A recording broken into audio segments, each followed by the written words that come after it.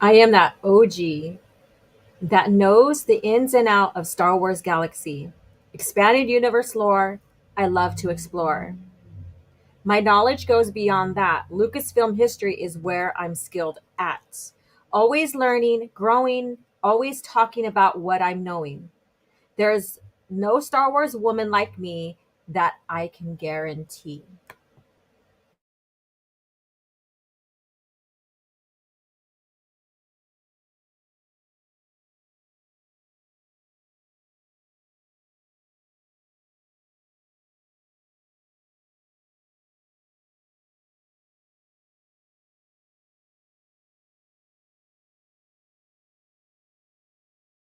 This is where the fun begins.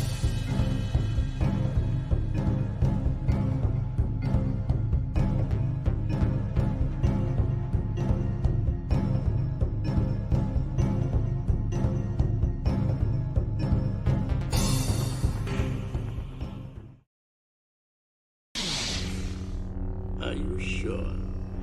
So be it.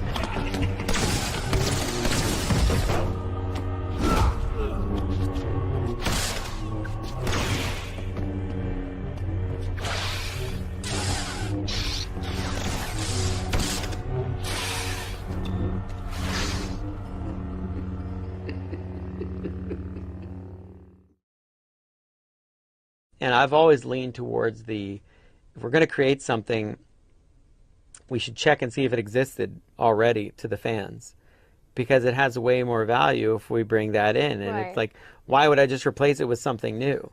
So if we're going to do an admiral, if we're going to do a big military leader, yeah, I could create a new guy, sure. But what about Thrawn? Thrawn is great. Thrawn is a character we all know. Thrawn has a lot of credibility. So then you ask yourself, is it right to use him? And can we use him in a way that's similar to the books? Or are we using him and it's going to go completely into left field? And there have been times when we wanted to use things from the EU, and I was like, yeah, but we can't use it that way. So why? I don't want to use it and change it. I don't want to use it and make it something completely different. That's rude.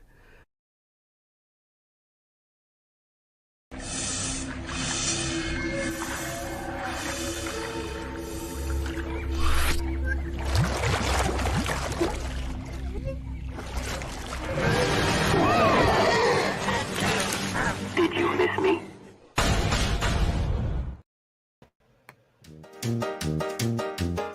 I can always point to two female characters that made a huge impression on me. One would be Leia. The other would be the character of Eowyn from Tolkien's Lord of the Rings. I won't go into that. It's not my franchise. But Lynn will appreciate that I don't. But the idea that Eowyn slew the Witch King, slayed him, blew my mind as a kid. I had to go back and read that chapter several times in a row right there.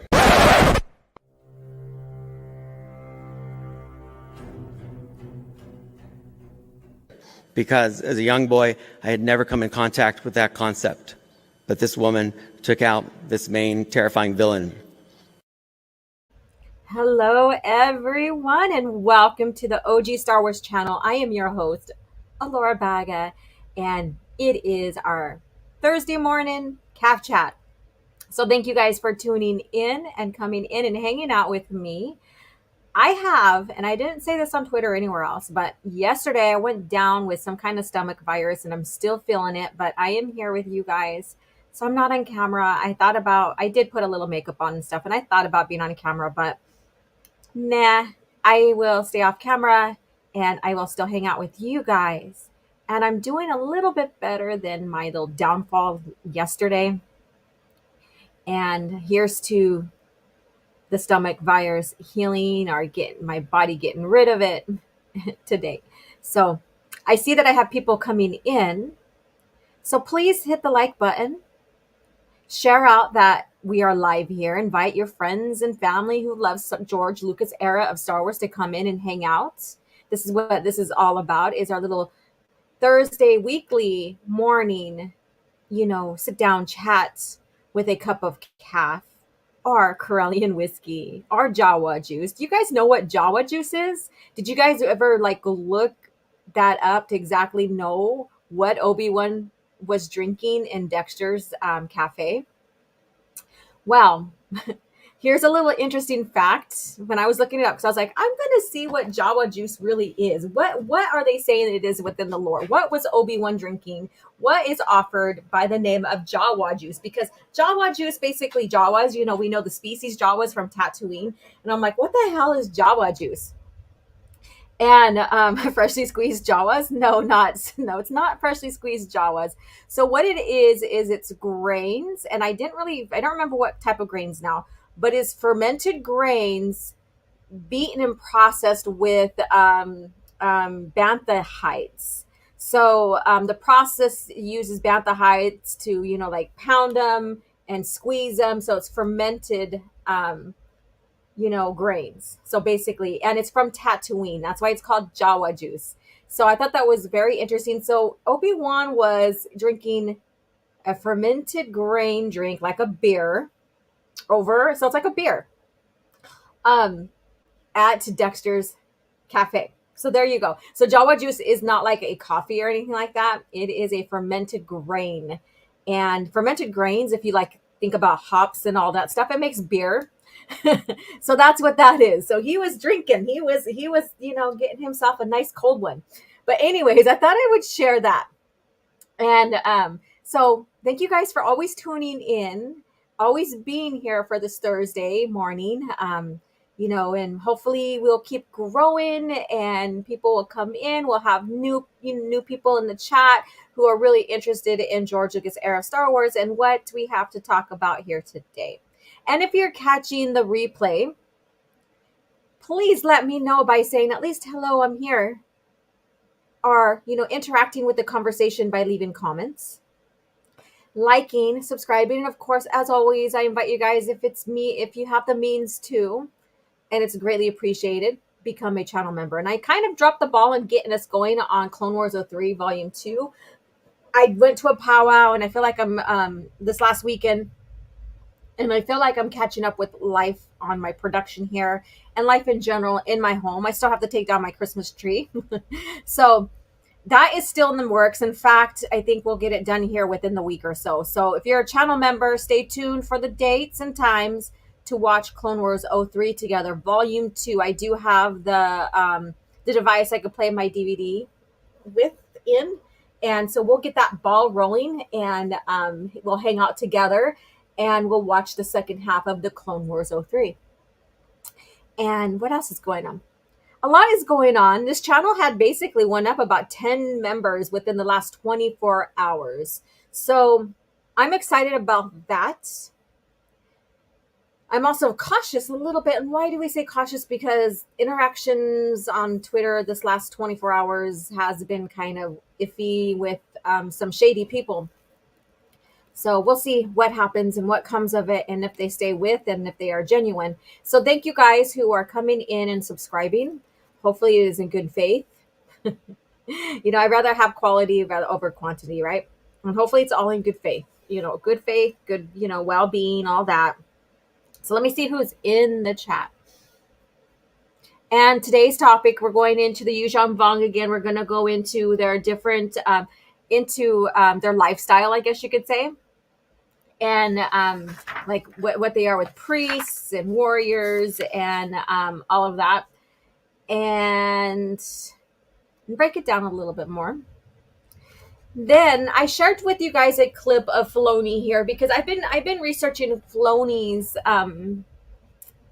shams, I guess you could say, on what he thinks and how he interprets Lord of the Rings, which I don't think he fully read it or understands it, or he's just contriving things to make it fit his own narrative. I have no idea, because he gotten Gandalf pretty wrong in a podcast interview. And then when I went back to listen to the women's conference, because I wanted to take a clip off of there to put on here, and I never did it yet, he basically gets Eowyn's defeat of the Witch King wrong. He has this illusion, and in that same interview he gets Leia wrong too. So first of all, with Leia, he basically says she's the one that did all the rescuing, They were just fumbling fools, basically. I'm paraphrasing. He didn't say it in those words. And then he goes, which is not the truth, because we know that they all helped each other. They all rescued each other. They were all an organic team, which solidified why they stayed together as a trio, right? Because they were all helping, they were all rescuing each other, and it wasn't just Leia rescuing everybody and being this leader because, she's this strong female character, which we know she is. And then he went into Eowyn, and basically she defeated the Witch King all by herself. Like, there was no one else, nothing else happened. She just stood in front of the Witch King and defeated him, which is not the case. And again, I'm paraphrasing. You guys seen the clip that I shared just a few minutes ago, which is not the fact. Again, he is dismissing the other two, Item and Bean, that helped her be able to plunge her sword into the Witch King's face. And that foresight by Glendor, who was it? Well, anyways, that foresight by the elf, Glorfindel, there you go, I think it is that one, shared that there was no man, okay? And then the Witch King later heard about that, so he used that as a way to intimidate people. Like, no man can kill me, kind of show that he's invincible, he's invulnerable.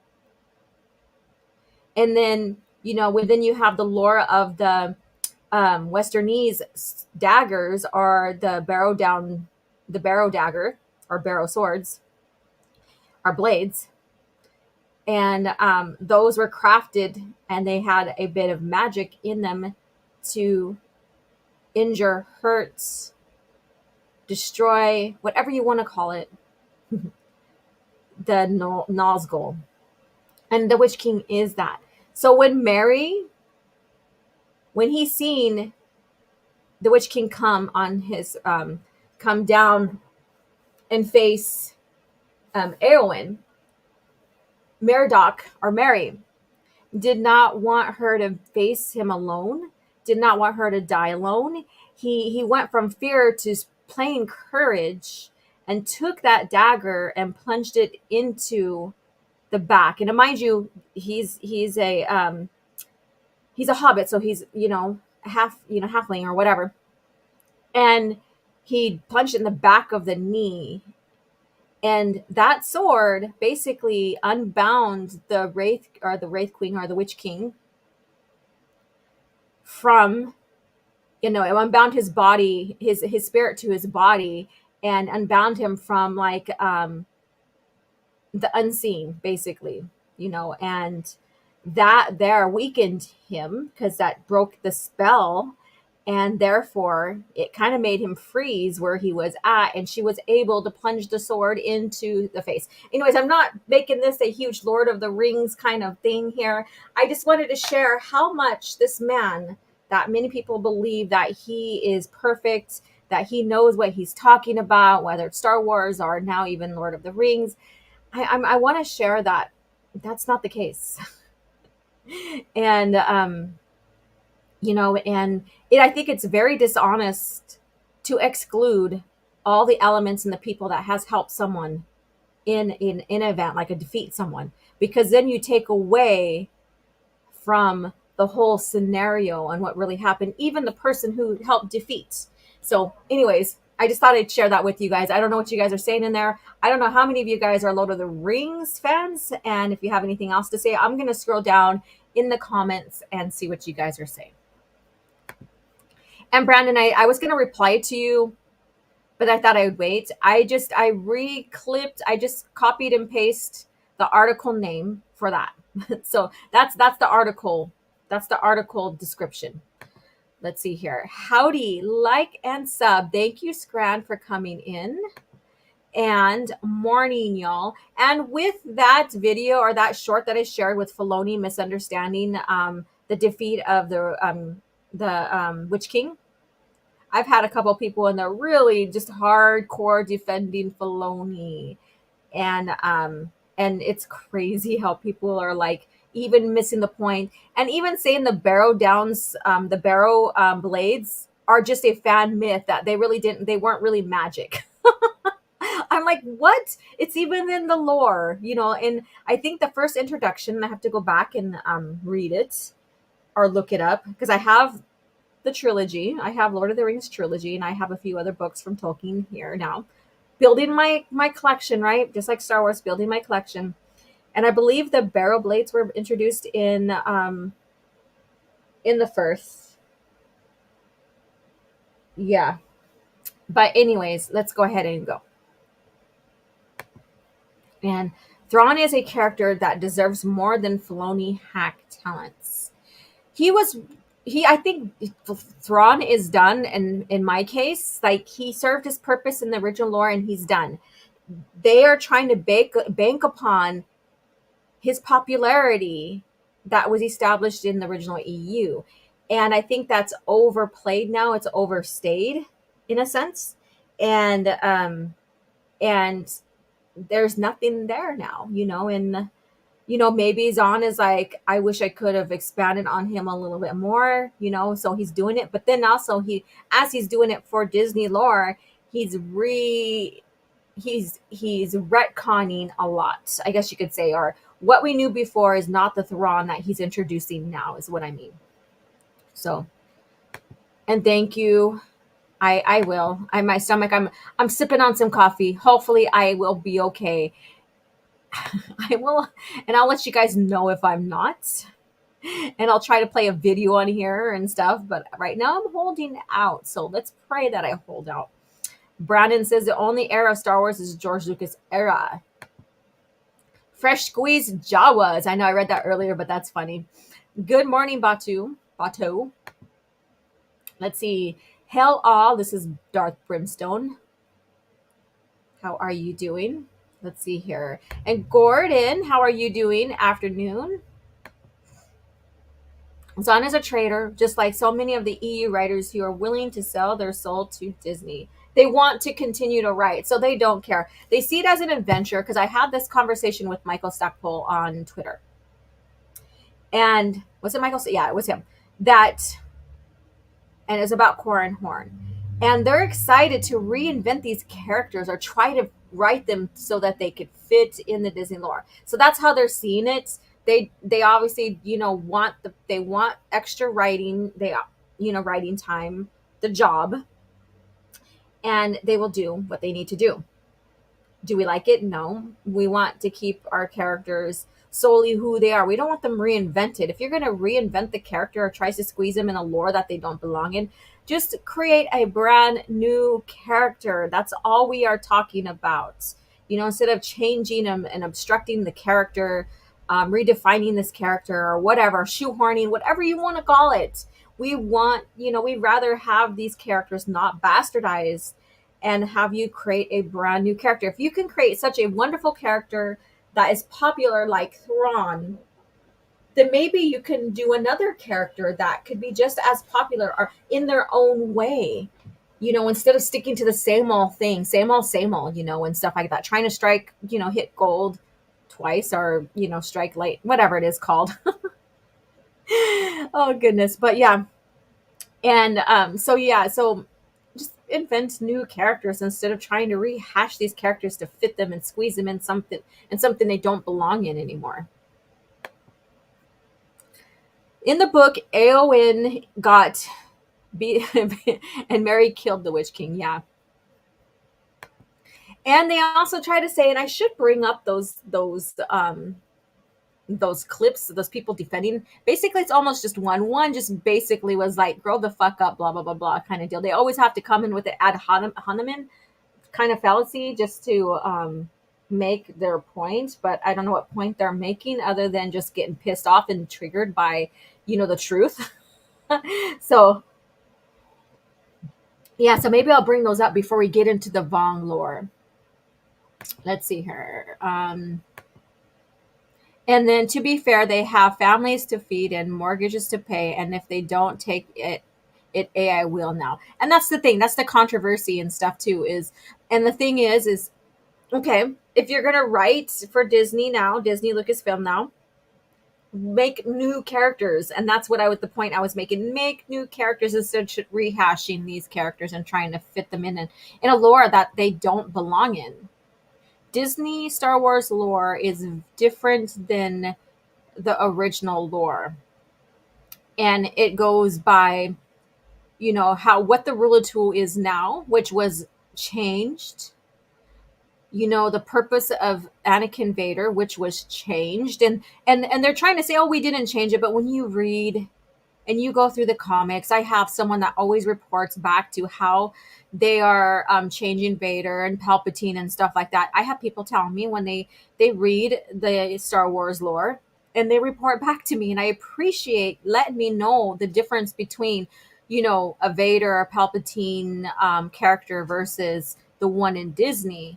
And I greatly appreciate that because it just furthers the suspicion or clarifies my suspicion of what they're doing, and maybe your guys's too. So um it's it's just disheartening, I guess you could say. The Star Wars author J.W. Rinsler saw it was bad and left Pisney. Yeah, and then he had that blog. Remember that? Was it him that had the blog before? And I could be wrong, it could be a different one that left. Pretty sure it's him. He had that blog and Disney made him take it down. Or he had some kind of book. It was a book, not a blog or something like that. But he written something and he had to take it down. He couldn't share it with the world because it basically was exposing.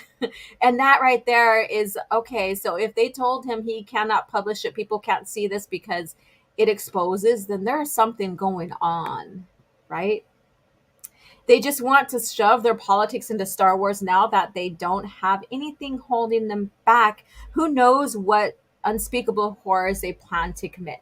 Who knows? And I'm going to go into this. So this is the state of Star Wars, and I wanted to briefly, touch bases into this. Is that announcement for the Mandalorian movie or film? It's funny, and I think maybe like if we're all gonna like the spacing is tomorrow, so if that's going to be a topic, then you're going to hear more about what the guys have to say versus what I have to say. You know, I debate on if I'm going to even talk about this because it's a nothing burger. Like every single time they announce a movie, do they really fruition? You know, does it really happen? Do I want them to happen? I want them to happen to show how lousy and bad they're going to fail, right? Or how bad they're going to destroy the lore. Or even if it's successful, like the Ray movie successful, then I'm like, okay, well, then that's their lore, whatever. I can care fucking less, whatever. But their history is announcing movies and then saying they're in production as well, and then nothing happening. So, but with Shinoi's latest, heated topics that everybody's talking about, my thing was with her was not that she wants to make men uncomfortable. My thing with her is her saying that she's going to be the first. It's about time a woman, gets to shape the story in this galaxy far, far away. Which that's my problem with her because, or that at least that statement, because she is not the first, has never been the first to shape Star Wars in Star Wars, the galaxy far, far away, basically. And she's not going to be the last. So that's my problem with her. But with with that heated conversations going out there on social media and here on YouTube, people reporting it, whatever, even talking about her wanting to make men uncomfortable, which so fucking what? She's just a bitch, okay? You know, this advertisement on StarWars.com about the Mandalorian movie. It was something that's been hinted around for a while. I could care less about it.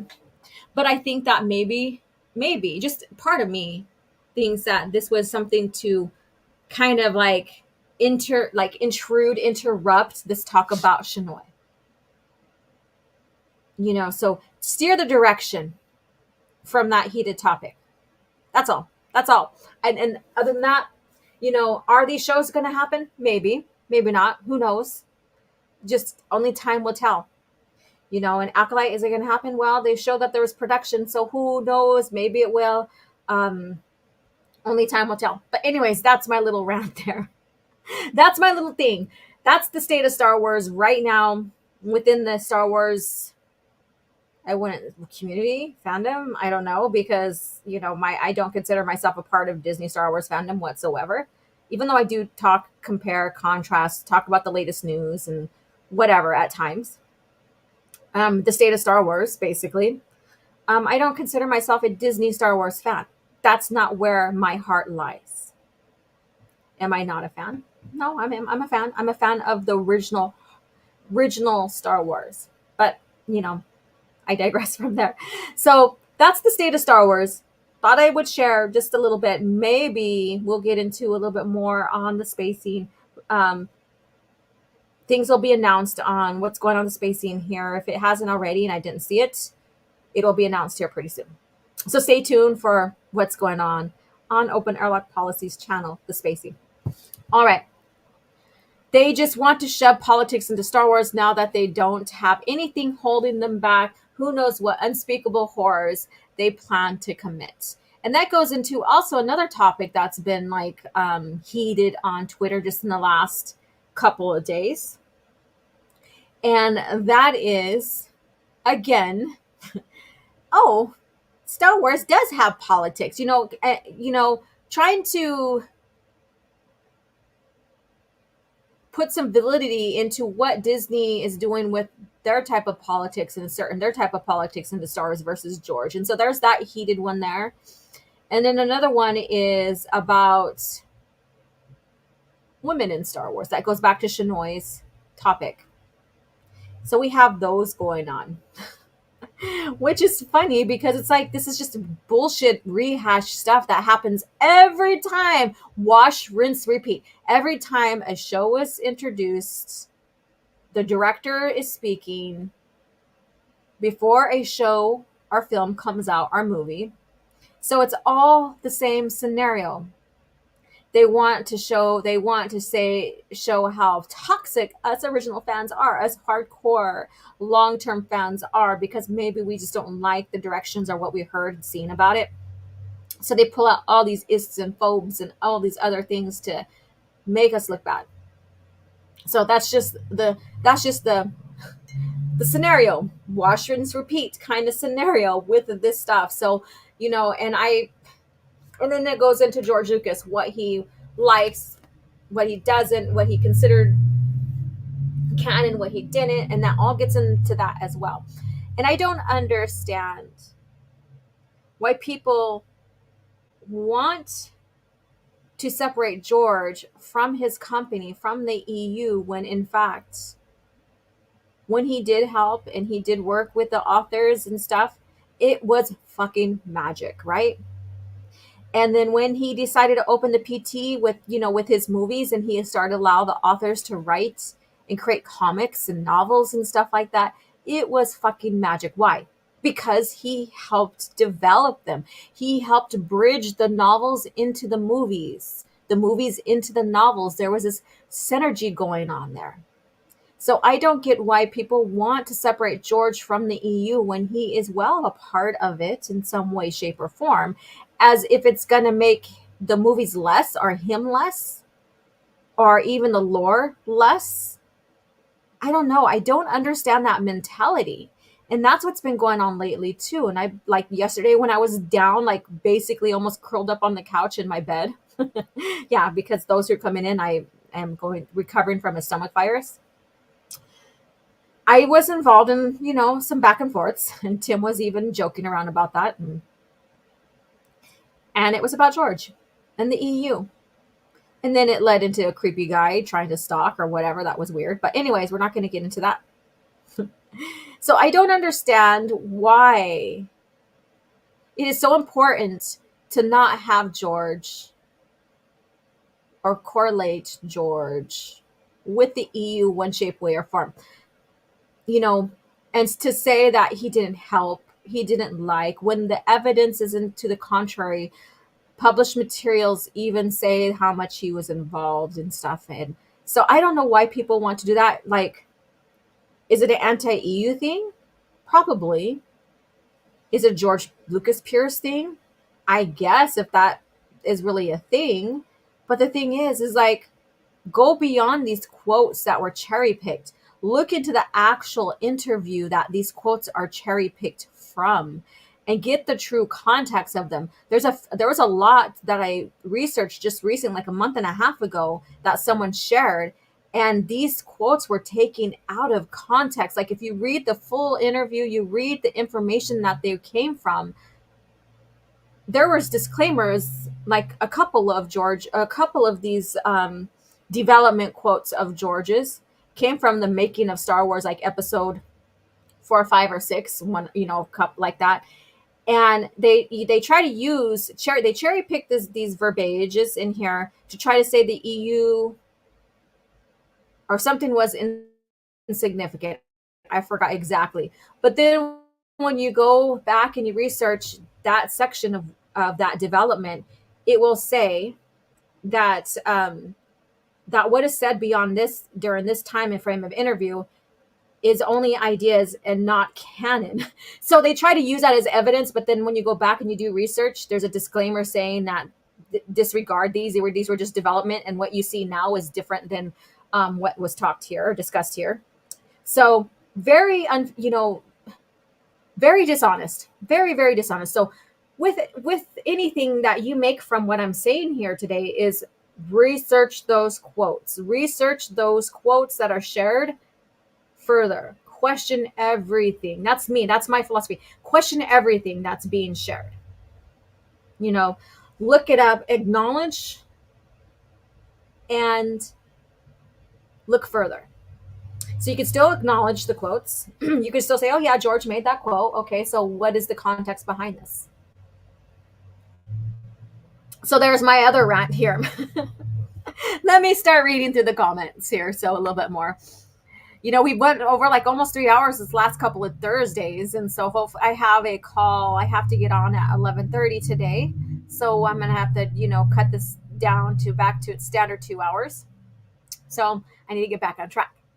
Dilly Squat says, you're right, Alora. Bastardizing those characters is rude. How rude.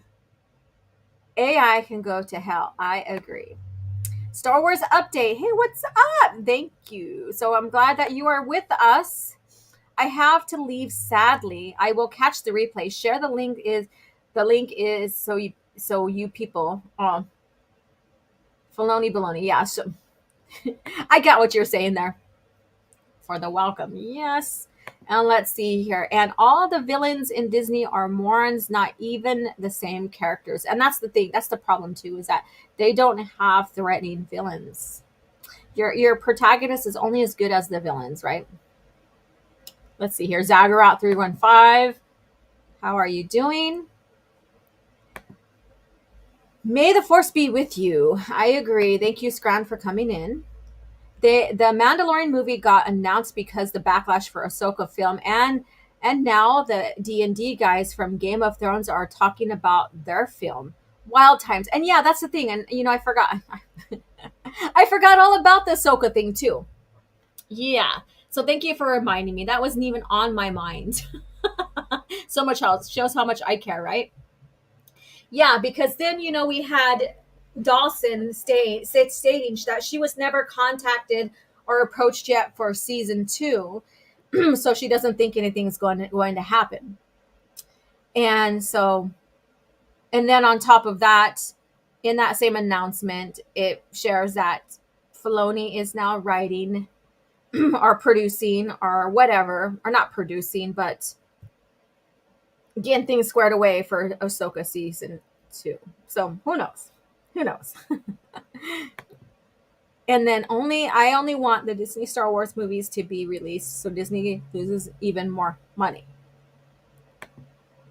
She's clearly never heard of Karen Travis. Yeah, that's just one. There's this, like, I think maybe 10 women it could be more, it could be less, a little less, that contributed to Star Wars. So if anybody wants to challenge themselves and list all the women who wrote for Star Wars novels, and then write every woman that has helped George, worked for George behind the scenes with the films, no matter what. And yes, even though I don't care for her, Marcia is one of them, right? Give credit where credit's due. She was on the editing team. No, she did not save Star Wars in the edit. That's just bullshit right there, as we covered in this on the spacing on Tim's channel. But for the novels and comics, so novels and comics together, so EU together, challenge you guys. Who wants to write out? Who can get all the women that wrote for Star Wars? Go. It says, going back and reading the Dark Horse Clone Wars graphic novels, I see more and more of what Filoni blatantly ripped off for his TCW. Hello. I really think these press releases are designed in a way to throw a match onto some patrol, knowing Twitter will blow up with discussion and arguments. Yeah, it's a PR, it's a PR system thing, right? You know, it's like, get the bad publicity, like, you know, criticizing and talking. It's still publicity, right? It still gets your product out there. So get your product out there. Excuse me.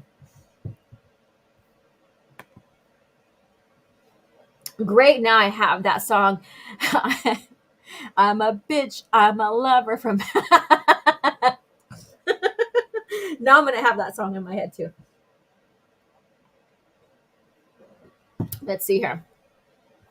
And I know that's on a movie with, oh shit, now I forget his name. Anyways, it's on a movie and now I can't think of the name. I see the movie in my head. But anyways. Brandon, the awesome, great. Let me see here. I'm just clicking here. So with that, I'm going to see if you guys can name authors who've not changed, but written for Star Wars, like shaped the galaxy far, far away. I used to be a Disney Star Wars fan, but I have repented from that. Never even watched The Mandalorian. Well, good for you. That's awesome. I hope you feel like you're in a better place now with the direction you want to be with the Star Wars lore. And I'm hoping that you're taking the time now to really explore, you know, all the lore, you know, all the George Lucas era of Star Wars lore. Let's see here. And how are you doing? I love that we could see the little things now in chat, all the expressions here. Thank you for hopping in, hanging out. I appreciate you and everyone here. And Brandon the Awesome is a channel member, so I didn't really say hi to channel members that are popping in, as well as just everybody else. But you guys are all amazing. And Jerry is here. Jerry Morales, hail OG in chat. How are you doing? And let's see here.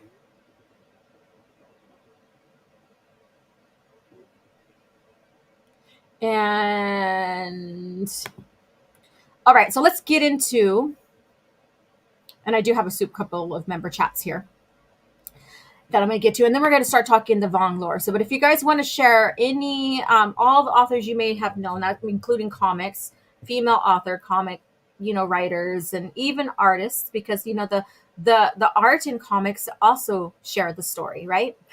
You know, so visual art also shares the story. Abunas, member for 40 months. I am proud member of OG EU, elitist crew, and I love the Lucas lore more than the Disney fake Lucasfilm product, even though I simp for Rogue One and Andor. I love you. You just don't kill me. You just wanted to add that so then I can get at you, right? And then Brandon, also member for 5 months, been a member for a while, and it has been a blast. Thank you. And for this, that's like someone taking a knife and just like puncturing and like masochist or whatever it's called, where you just like intentionally just cutting yourself because you like it, I guess. I don't know. I don't understand, but more power to you. And It's, I mean, if you like movies that put you to sleep, that's fine. Let's see here. Brandon the Awesome. Well, hopefully things. Oh, that's a conversation there. All right. Let's see if anybody has wrote down any authors here before we move on. No, I don't see any. But anyways, if you guys want to look that up and share, that'd be great. We have 18 beautiful souls here. Thank you for tuning in, channel members, subscribers, people who are not subscribed or a member of the channel. Thank you for tuning in and listening in. Let's go ahead and get into the Vong lore. Now, last week we covered basically just what they were, a brief history of who they were, some of their beliefs, and then I named their deities. So I'll go over the deities again. And one of their deities, the twins, mythology and stuff, played with Jaina and Jason being twins and how they wanted them to sacrifice them and stuff to appease their gods.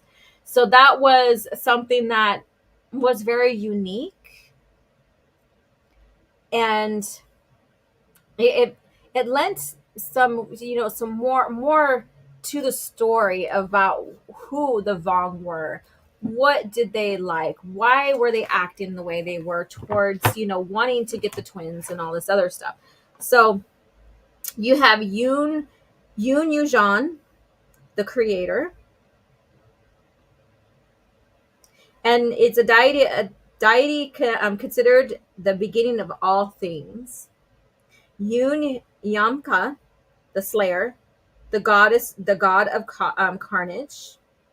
Yun Harla, the cloaked goddess. Yun Harla is the trickster goddess of Yuuzhan Vong pantheon. She is portrayed as a statuary and art of a slender female who form is mostly hidden by the volumes of cloak. So you have Yun Harla.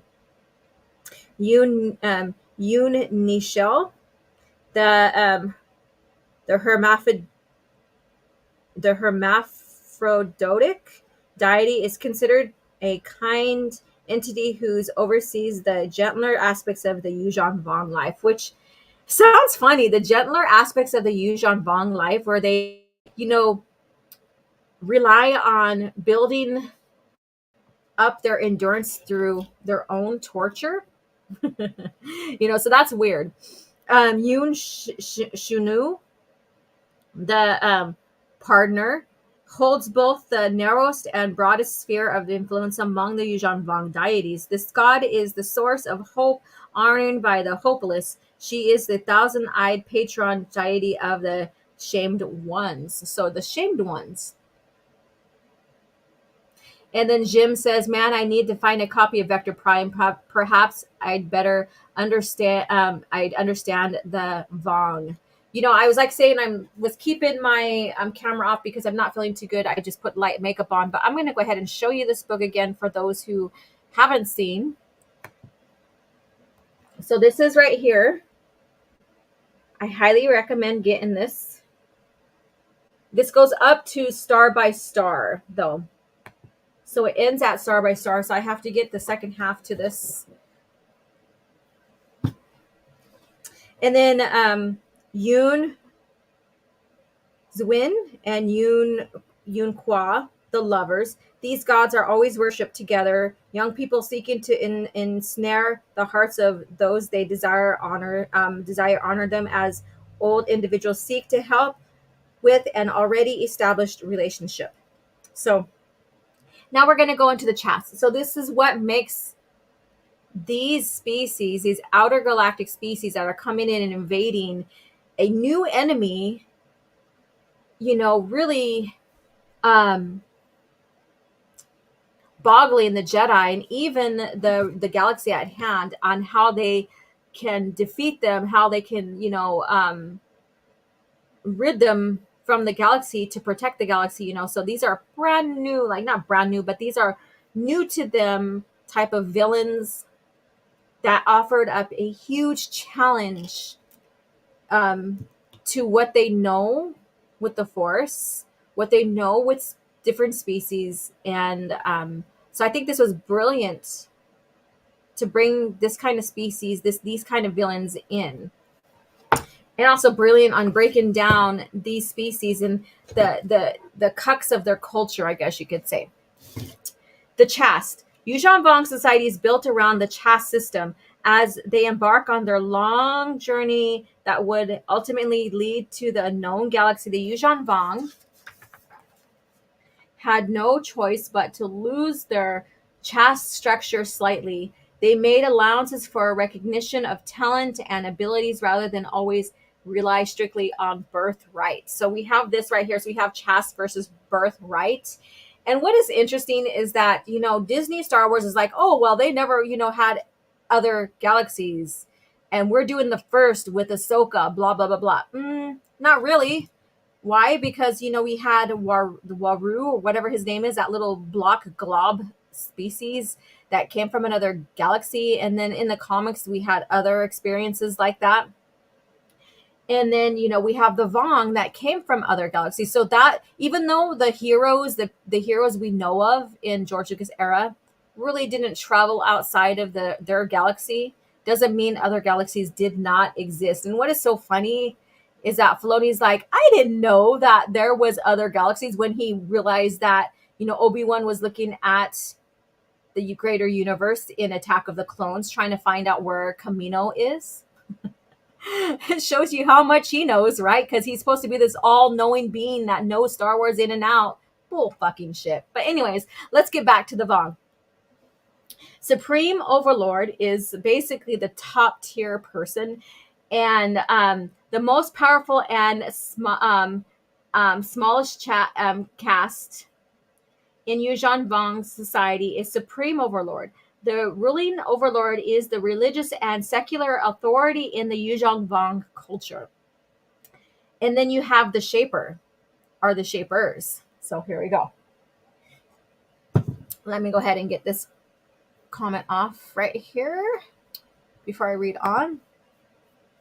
And let me see here.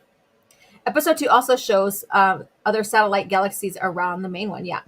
That's what I meant. So it showed the greater, and you would probably think that in Ahsoka, that's probably a satellite galaxy, or a galaxy near theirs, for how quick they got there. But, we're not going to get into even their definition of hyperspace travel because it's all fucked up in that too. But Shaper, the scientists, biologists, and bioengineers who create and maintain the living machines and tools that power the Yuuzhan Vong society. So there's the Shaper. So if you read and you're like, what the hell is a Shaper? And you didn't quite understand, that's what a Shaper is. That is what a Shaper is. And speaking of, I meant to do the little advertisement video for expanded lore. Now that we're talking about, lore and an era, like the New Jedi Order here.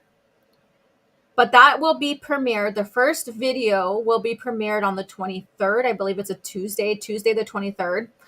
And it is going to be about Legacy era. That was what everybody came to the conclusion, or that's what was popular picked, voted on.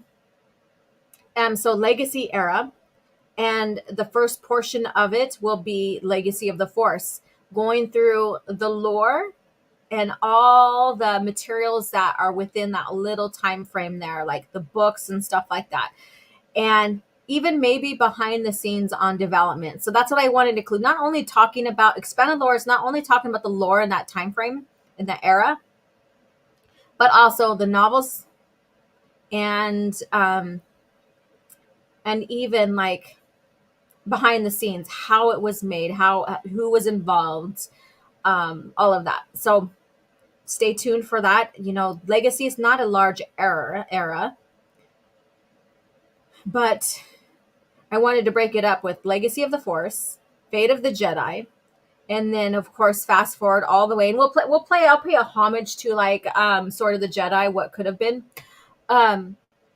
and then also going into the comics. I know a lot of you guys are like, the comics, I want to know more about Cade Skywalker, blah, blah, blah. So that's going to be the last installment, the third installment of the Legacy era for expanded lore. So stay tuned for that. I have to sit down and write and start producing. I'm excited. I've decided it's going to be pre-recorded instead of live stream, because then I won't be distracted with comments and stuff like that. It'll be more seamless, and more productive that way. So Legacy for expanded lore. I do have an idea of how, like, the beginning type clip for it, all of that. I just have to get that stuff rolling. Let's see here.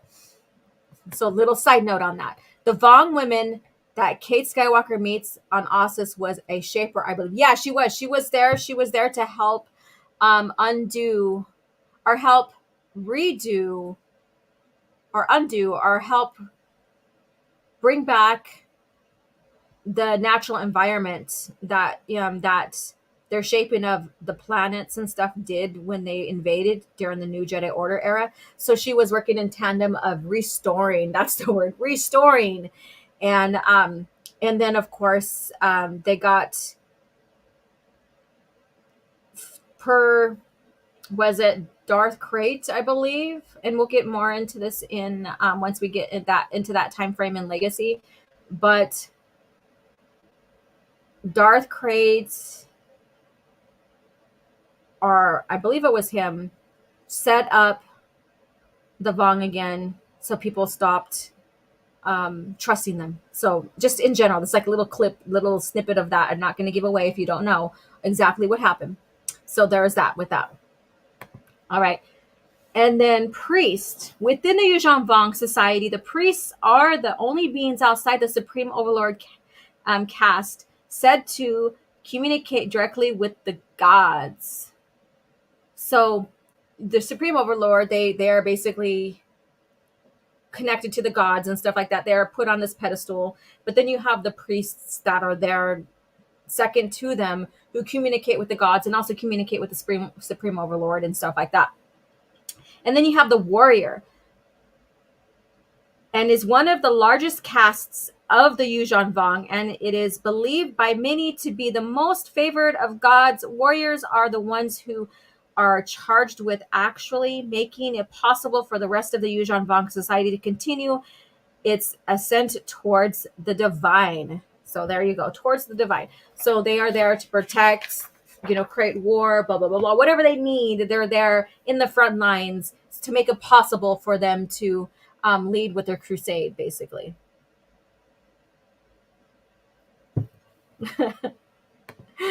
Undo, redo, stir, whip, whip, whip, stir. Thank you so much. I love that.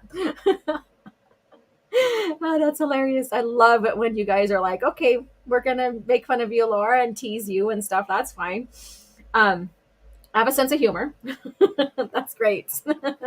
And then intendant is a member of the caste that are responsible for keeping commerce and trade operating within the Yuuzhan Vong society. So little something that is not really expanded on within the New Jedi Order era.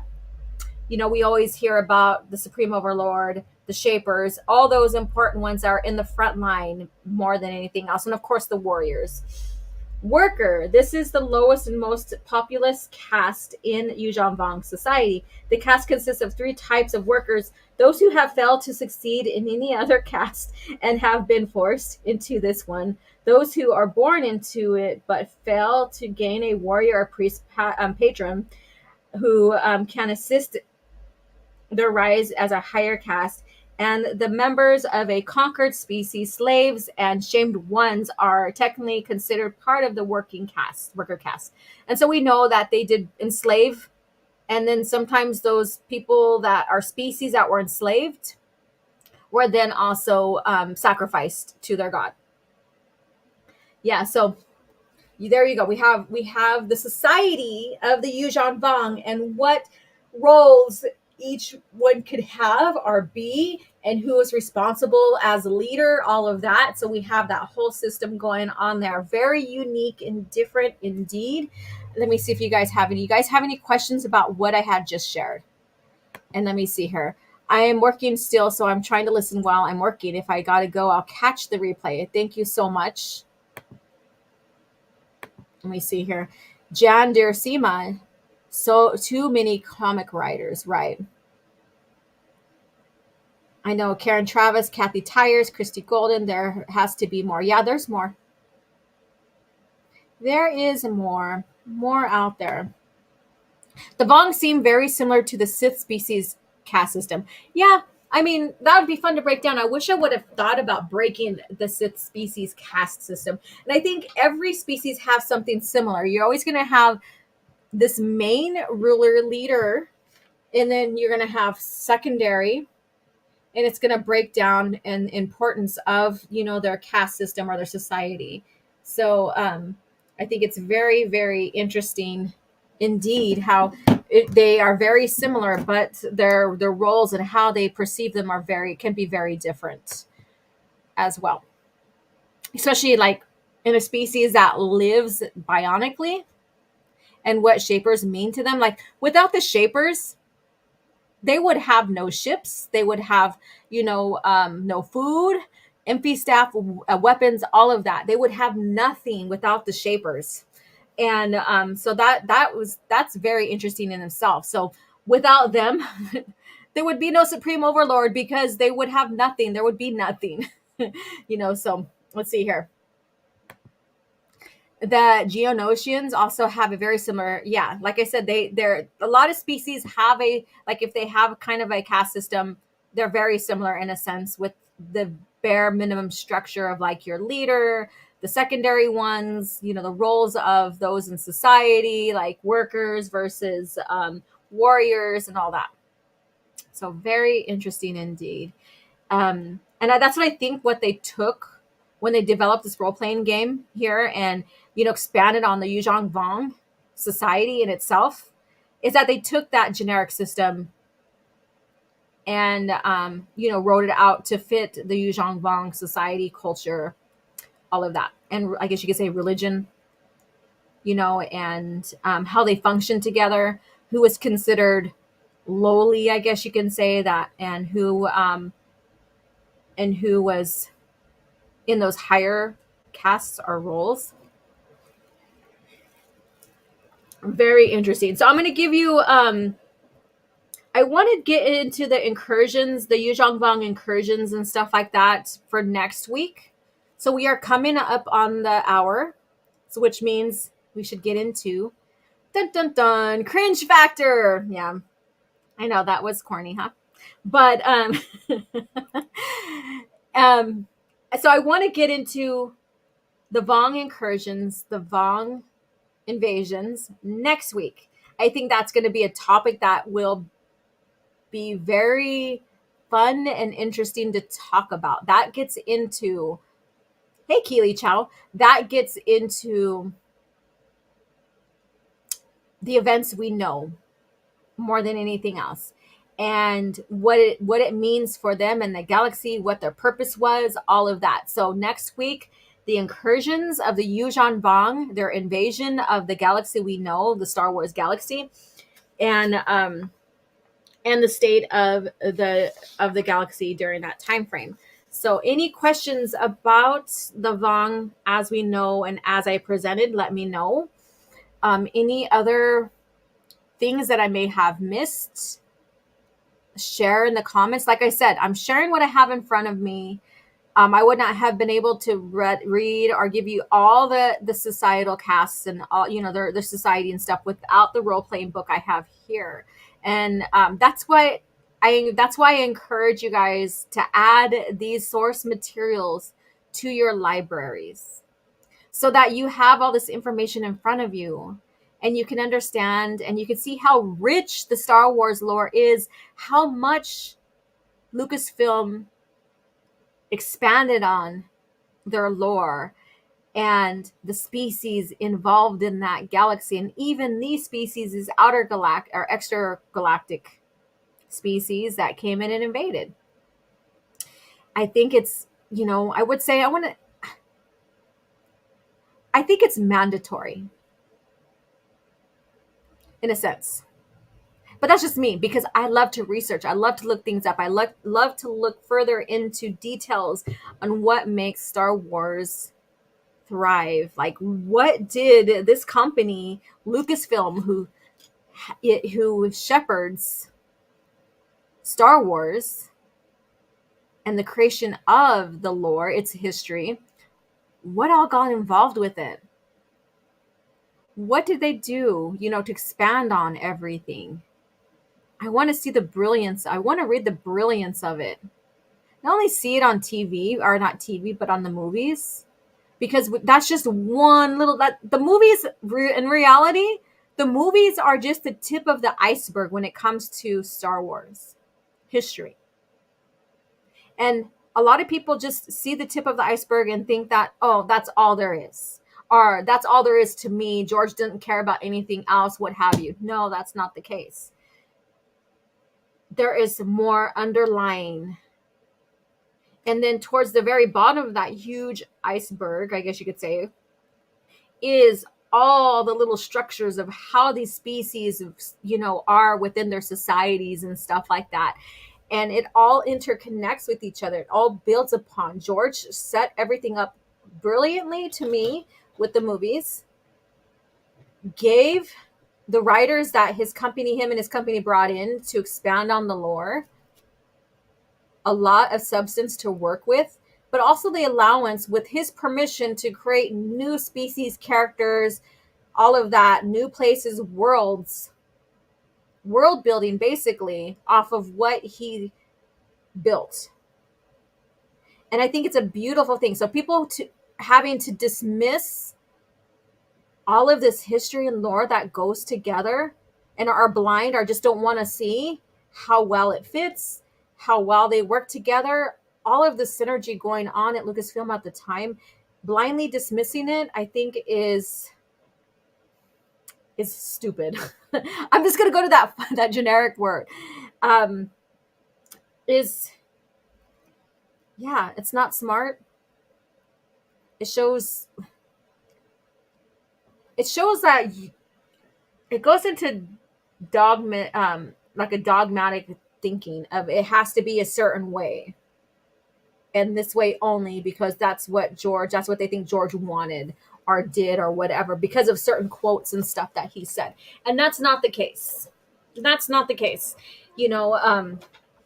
can praise Tolkien for him and now his son at the time for expanding on his lore and him and his son being the only two, which is great. Per his profession was able to create all these languages and stuff within his lore. But George too had that going on, but in a much more broader sense. And that's what I love about Star Wars as well, is its vast history, all of that. But anyways, we're going to get into Cringe Factor pretty soon. So let's go ahead and see what you guys are saying in the chat.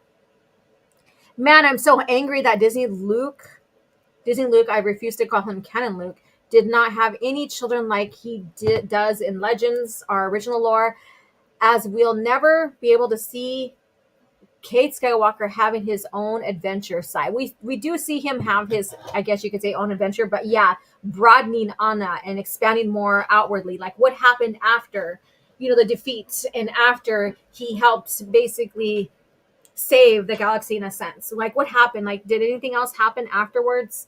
We will never know. Just like Jaina, we will never know exactly like when she had her kids, any other adventures that happened. What did she have to face during that time? Was there peace or not? Because there could have been. There's time periods in the Star Wars lore where there's peace. May have been like a bit short-lived in a sense. But there's always, even in peace, there's always conflict. You can have conflict and peace at the same time in a way because you're always going to have factions disagreeing and stuff, and war not coming from it, just factions disagreeing and stuff like that. So it's very interesting how all of this could have been developed. Where it could have been, we can only speculate now. And I could feel, I feel discouraged still about it because I would have loved to seen certain events happen, like in that time frame from the old Republic lore to the PT, there's like that time gap. What happened during that time, other than knowing that there was some sort of peace and the Jedi were thriving more, in a sense, and the Sith were hiding and doing, little secret missions to, disrupt the galaxy in a sense, or whatever. So we'll never know. We'll never know, but here we are. We're still talking about Star Wars lore pre-Disney, and it's a beautiful thing. It's not like you can put all the info about the galaxy in the movies. They're not documentaries on alien life. Correct. I agree with that. Star Wars, just the tip. Let's see here. That's because Disney wanted the Skywalker legacy dead and built their own in its place. Skywalkers were to be used for member berries.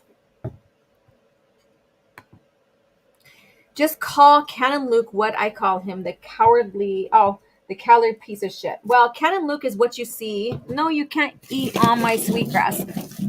No, stop chewing on stuff. Toby's behind my computer raising hell. Anyways, the Canon Luke is original Luke, not the Disney Luke. So there we go. I think we would have heard something about Jaina being pregnant in the Sword of the Jedi book series if it wasn't canceled.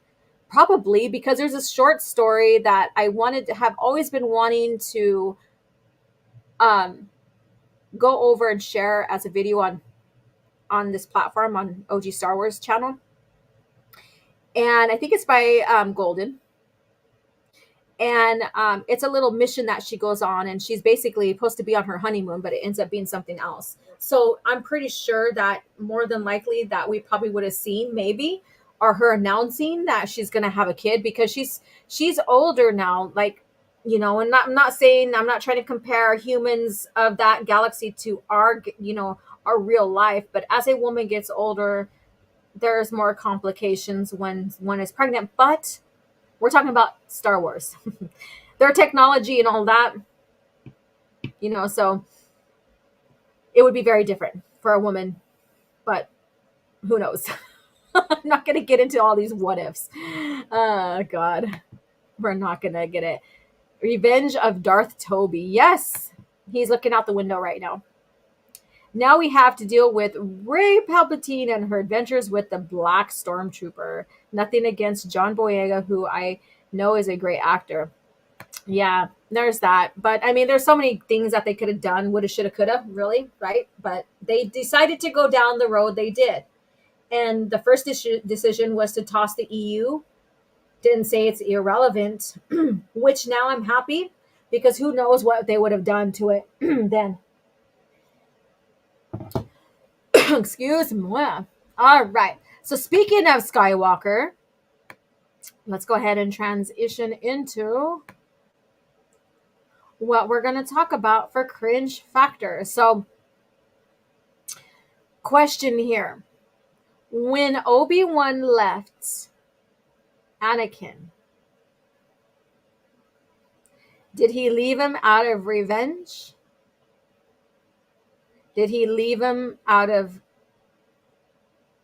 just letting him die, hoping that he would no longer exist, like he was done? Like, what do you think the circumstances to why Obi-Wan left Anakin burned, charred on the shore, the lava shore on Mustafar? We're going to get into that for cringe factor. But first, the fate of the galaxy is now in your hands. With the new LEGO Star Wars Slave One, you can load Captain Solo, arm your weapon systems, man the cockpit, and take off with the most feared ship in the galaxy. But watch out for rebel ships. No matter the enemy, no matter the firepower, you control the action. With the new LEGO Star Wars collection.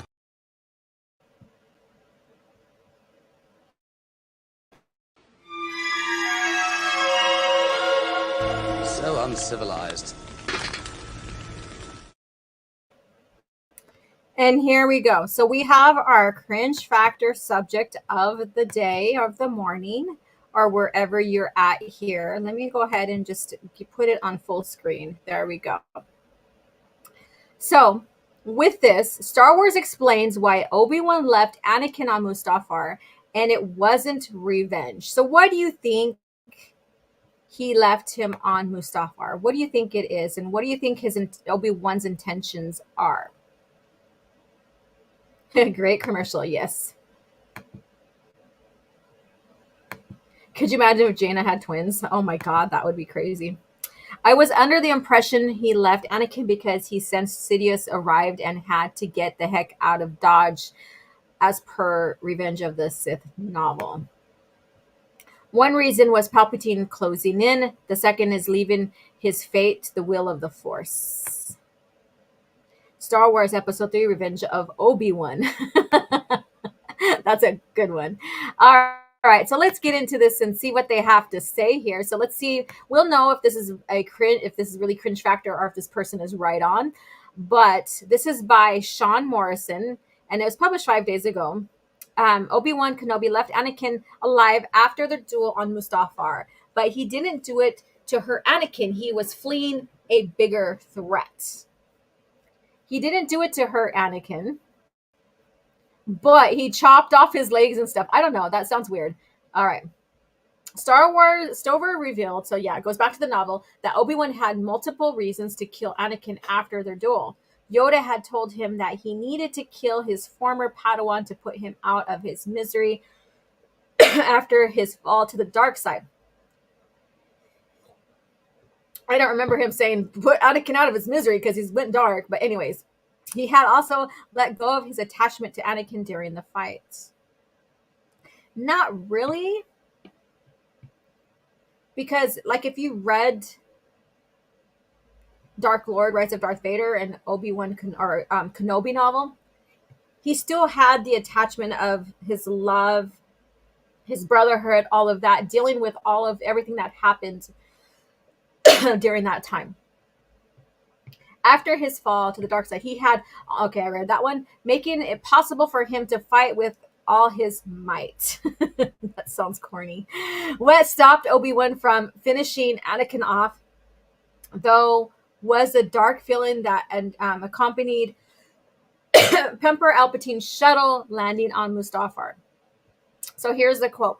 Obi-Wan looked down. It would be mercy to kill him.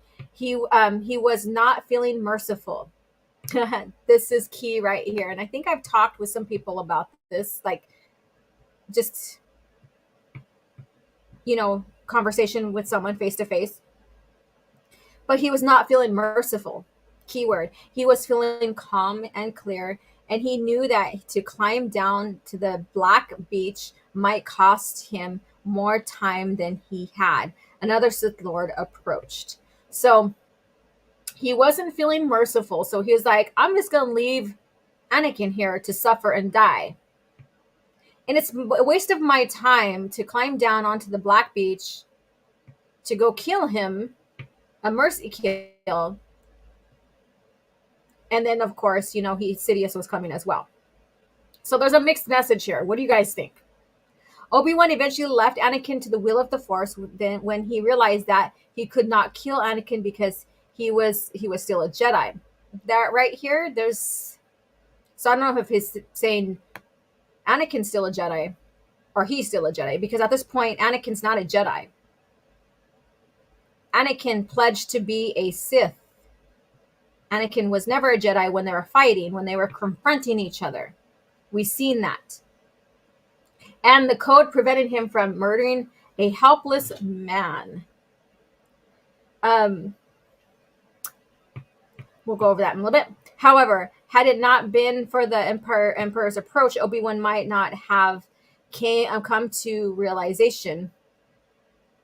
So here you go. So he doesn't. So this says, he's not feeling merciful, so he's not going to kill him. But then here it says it's not the Jedi code to murdering a helpless man. And I've used this against how, Disney Luke was trying to kill a sleeping, helpless being sleeping in his bed because of a vision he's seen of him. However, this is a duel.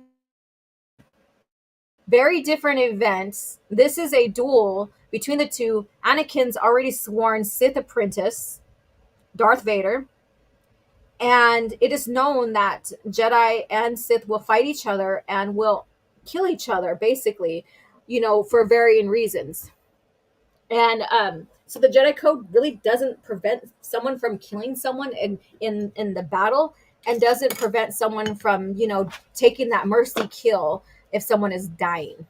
It's actually, so was he acting per the code when he's like, I'm not feeling merciful? Who knows? You guys tell me in the comment. However, he had not been for the Emperor's approach, Obi-Wan might not have come to that realization that the heat of the battle and the huge emotion Obi-Wan had been feeling, coupled with the advice of Yoda had given him, might have been enough to make Obi-Wan mercy kill Anakin.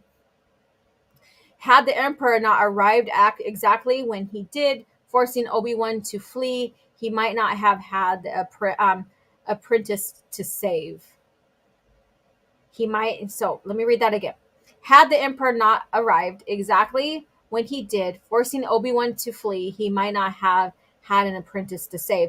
I don't think Obi-Wan wasn't trying to save Anakin during that time. He realized that Anakin was already gone. In the beginning of the conversation, before they got into their fight, after he revealed himself off of Padme's ship, he tried to convince him in a sense, but Anakin already showed that he was already far gone. So that he knew that there was nothing to save at that point. And during the fight and their conversation, that even solidified that there was nothing to save. So I don't know why this author thinks that, and Obi-Wan may have tried to save him. Who knows? If Obi-Wan killed Anakin, the reign of the Emperor would have been hugely different. Palpatine would not have had his apprentice to enforce his rule throughout the galaxy, and he also wouldn't have the symbol of fear that Darth Vader become. And that we're going into what if stuff here, which is irrelevant. The biggest effort would be felt by Luke Skywalker, though. Without his father, Luke might not have had even become a Jedi, as Vader forced Leia to hide the Death Star plans. Vader did not force, well, we'll go into that later.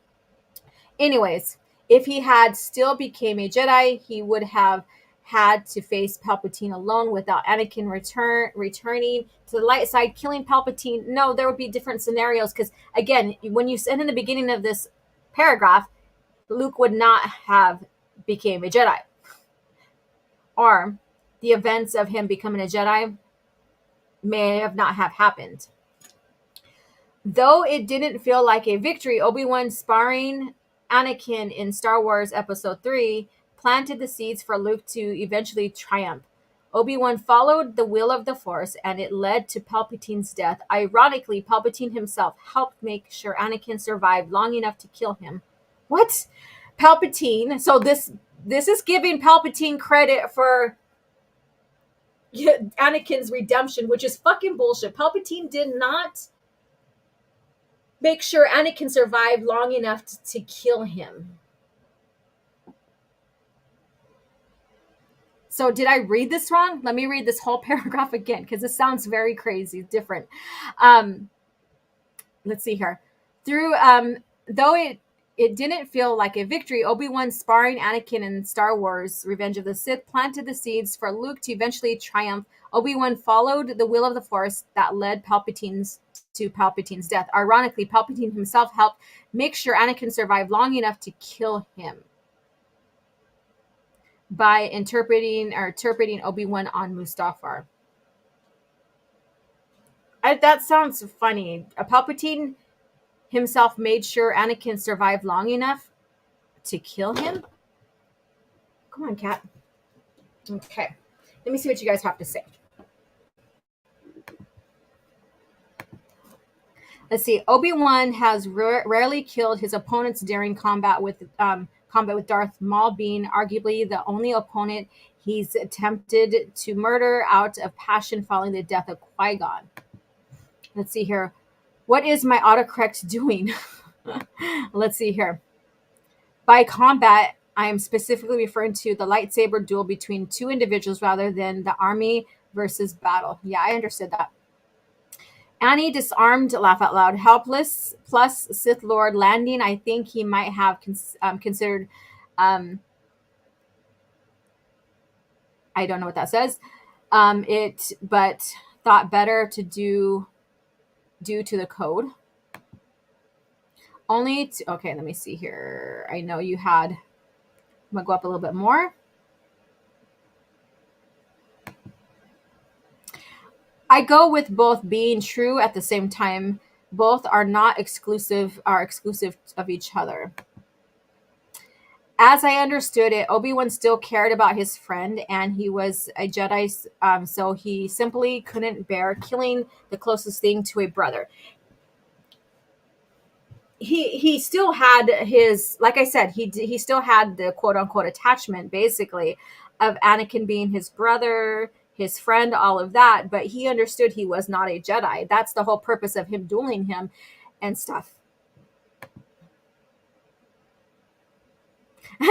Obi-Wan left Annie to the streets. Kenobi couldn't do it. Anakin was his brother to him, right? Put him out on his misery because he turned to the dark side. Isn't that a Jake Skywalker move? Like I said, this scenario versus the scenario in The Last Jedi with Jake Skywalker and Ben Solo are completely different. It's also possible that Obi-Wan might have also still believed in prophecy of the chosen one, leading him to spare his friend. That's not even a mentioned. And he was like, even in the movie, he's like, you were the chosen one, blah, blah, blah. So he didn't believe. His purpose of leaving him to his fate there wasn't because of the prophecy.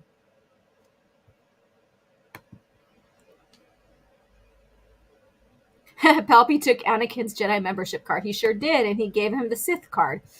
I mean, Obi-Wan couldn't bring him to kill Ventress in the DH Clone Wars graphic novels. DH Clone Wars graphic novels, as he sensed she could be saved. They went with that same little arc of seeing a possible way of redemption and stuff, which some of that I didn't agree that should have been, in a sense, because then it goes away from, it takes away a bit of like Luke's characteristic on being the only one that could see and want redemption, where the old masters didn't believe in that. So that was kind of weird. That right there, one thing I didn't agree with. Yes, there's things I don't agree with in some story plots and stuff. Only to do Annie dirty with painful bionics. Let's see here. All right, so I got caught up on these. Let me see here. Obi-Wan was no longer merciful because Anakin rejected the mercy multiple times during the fight. At the end of it and the emotional outburst, there was nothing else in Obi-Wan. When I said Jedi were refusing, referring to Obi-Wan himself as a Jedi, not supposed to kill other opponents in cold blood. And the thing is like when you get into Sith lore and stuff, and Jedi versus Sith lore, that right there like puts into question like how Jedi will battle and kill a Sith because they are what is imbalanced in the galaxy, I guess you could say. So we'll get more into that when we get into Legacy Era, and especially Fate of the Jedi with Luke. Yes, I am aware Obi-Wan yell at Anakin for being chosen one and yelling and yet failing. I was simply entertaining the possibility due to his commitment to the Jedi Code. The Jedi Code is nothing to do with the prophecy. Those are two different things. Let's see here. Yeah, sorry, that last one was my autocorrect. Yeah, autocorrect when you're typing or what have you on your phone or whatever. Yeah, it could be a doozy. Soul Assassin says, I mean, Ventress and Kenobi did have a crazy relationship, and she was a crazy bald chick. Maybe Kenobi had a type. They really didn't have a relationship in a sense, and I wouldn't say holding him and torturing him and stuff like that was a relationship. So yeah, I don't know. That was kind of weird too. I think that little back and forth between him and Ventress. Obi-Wan confessed to Yoda he couldn't bring himself to kill him. Yeah, of course, that was his brother, and that's why this article says too that he couldn't do the mercy kill. Now let's see what else it has to say. Is that all? It looks like it's all here. So what do you guys think here? So they reported basically, and I was oh, now you want me to create an account after I read this article? Screw you. I'm not creating an account. They want me to create an account. They just put up a wall. But so the debate is here on what this person said and what the intentions was Obi-Wan, in the movies, but was reflected more in the novelization. And when you have a chance to read the epilogue of Dark Lord Rise of Darth Vader, it gets into more of how stunned he was that Anakin survived. He left him there to die. He left him there to die. That's reality. He couldn't mercy kill him, so he left him there to die. He thought Anakin was dead. When he was sitting at a cafe, he was sitting at a cantina, not a cafe, cantina in Mos Eisley, I believe, or somewhere there on Tatooine. On the Holo News screen there, it shows Vader. And when Obi-Wan seen that, he flipped out. Like he lost his nerves, and the person that was sitting with him, like, hey, wait a minute, are you okay? Blah blah blah blah. And he had to kind of play it off, and so the server brought him water and stuff like that. But he was stunned in disbelief. He left him there to die. Think about it. He left him there to die. Now, killing him probably would have been a lot better than leaving him there to die and suffer. It would have been more humane. But then he says in the novel, he didn't feel like doing a mercy kill. He wasn't feeling merciful. Think about that. That's more cold-blooded than doing the mercy kill. No matter how you wrap your mind around it, and even he had to flee, but he didn't feel like doing the mercy kill. He left him there to die. Now, hopefully this is not like changing what you think about Obi-Wan, because a lot of people are like, oh, Obi-Wan's this perfect Jedi and stuff like that. And I really don't think there's a perfect Jedi. Really. Because if there's a perfect Jedi, then there would be no Mary Sue, no Mary Ray Sue. And he left him there to die. And that's just how it went. And it's freaking crazy. It's and when I read the novel for Revenge of the Sith, and then I read Dark Lord, Rise of Darth Vader, and Obi-Wan's response, I was like, damn, that's cold-blooded. That is cold-blooded. He left him there to die, and he saved himself from Palpatine, leaving him there to die. Not putting two and two together that Sidious could possibly save him. So, and here is the audio for it, and I highly recommend get into the Darth Lord Rise of Darth Vader.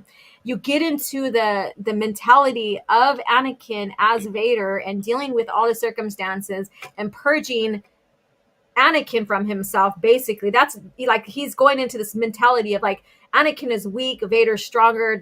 All that mentality. Very interesting. Plus, what's going on at the end of the Clone Wars for the Purge.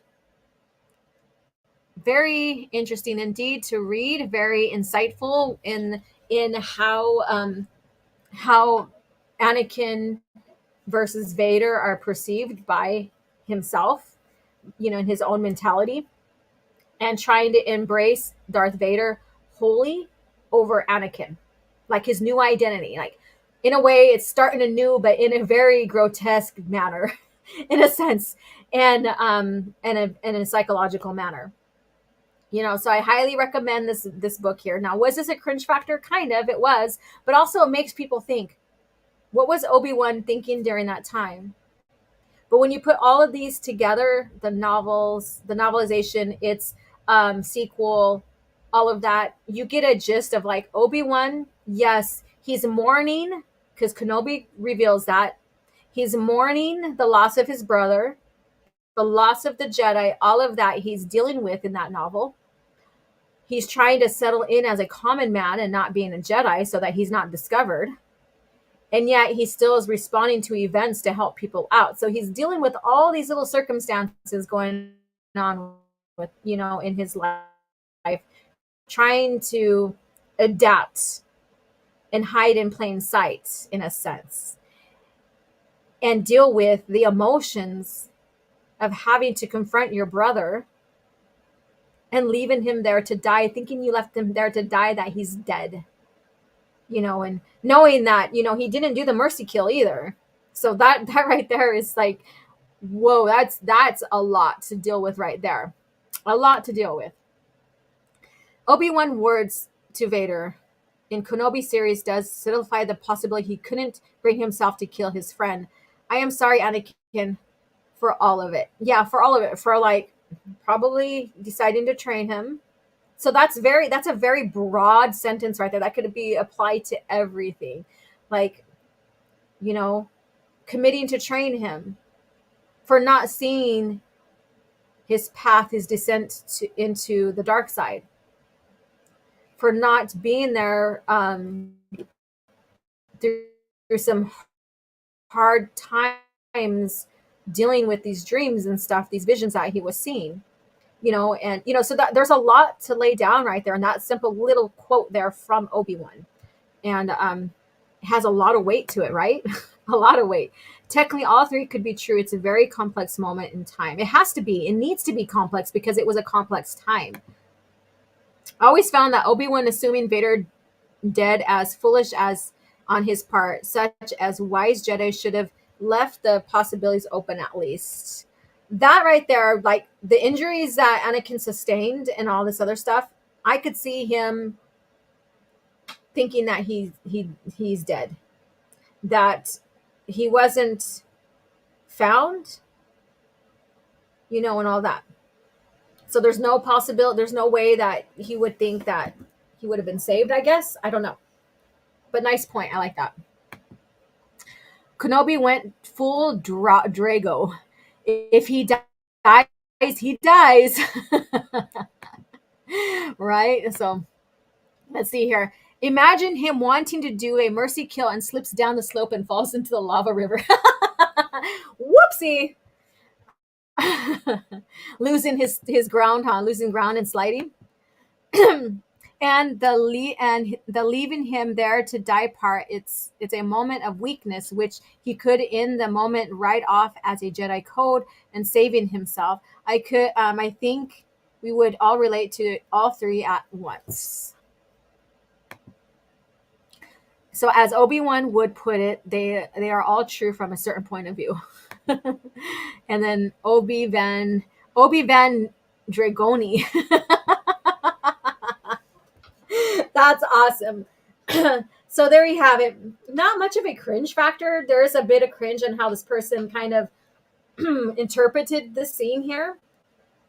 And nowhere, and the title lends to the cringe factor of this, because it was never about revenge. Why would Obi-Wan Kenobi have revenge or sought revenge over Anakin? Would it be because he went in and killed all those Jedi?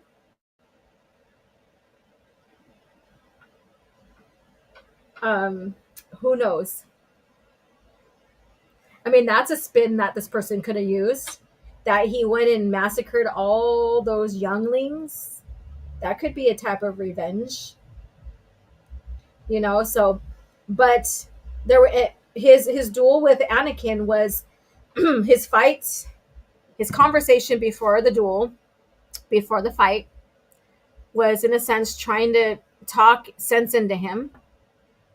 And that's where, we have Vader telling Luke in Return of the Jedi, Obi-Wan once thought as you did. Because Obi-Wan was trying to talk sense into him, like, hey, come back, dude, you're going too far. Questioning him, telling him to, and all that.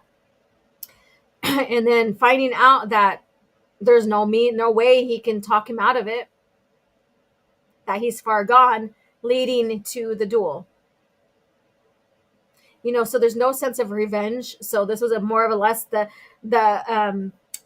title was clickbaity cringe. And some of the context in here was a little bit of cringe. But other than that, it just made it more thought-provoking on Obi-Wan left him to die.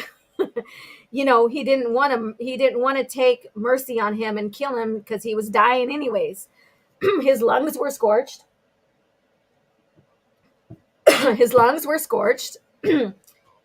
He basically could not walk away. None of that. Excuse me. Excuse-moi.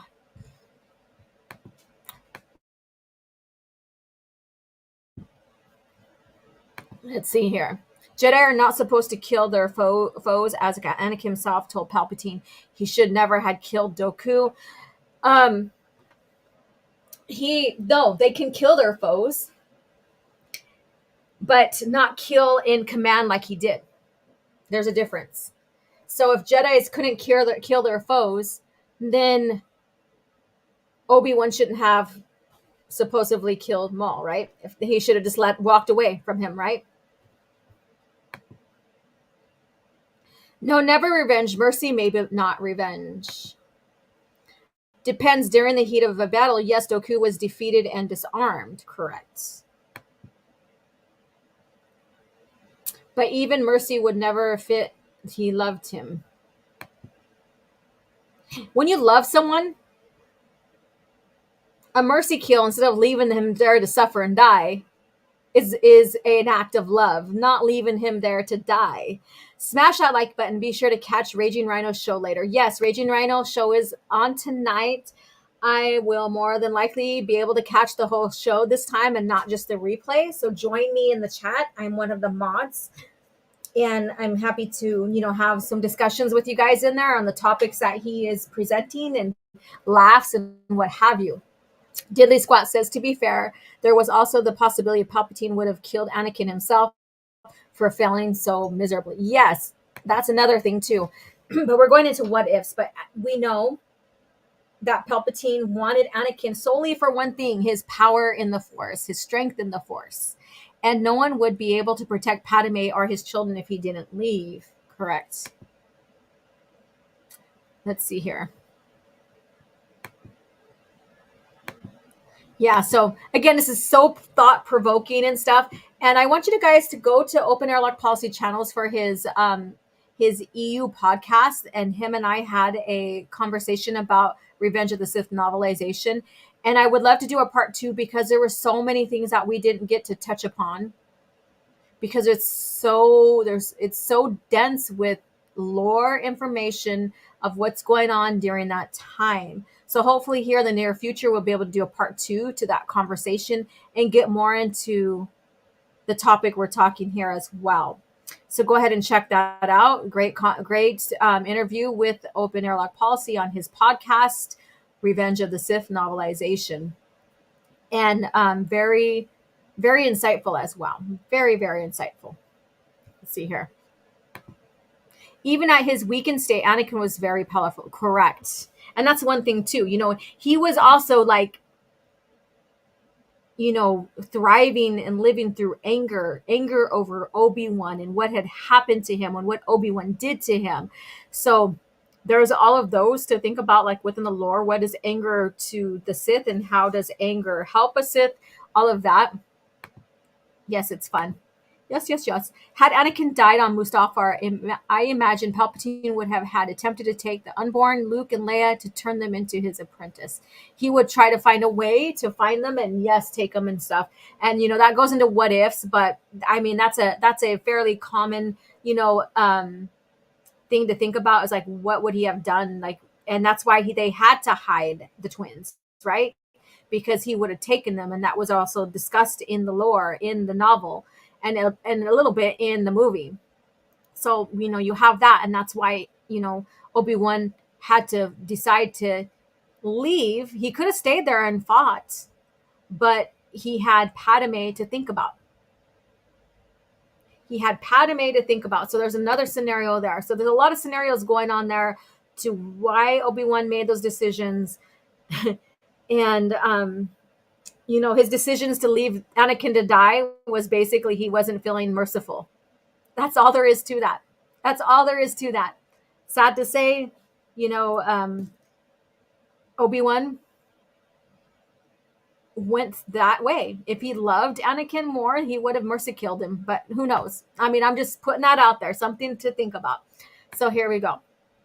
All right, you guys, let's see here. I don't have any more topics to discuss, and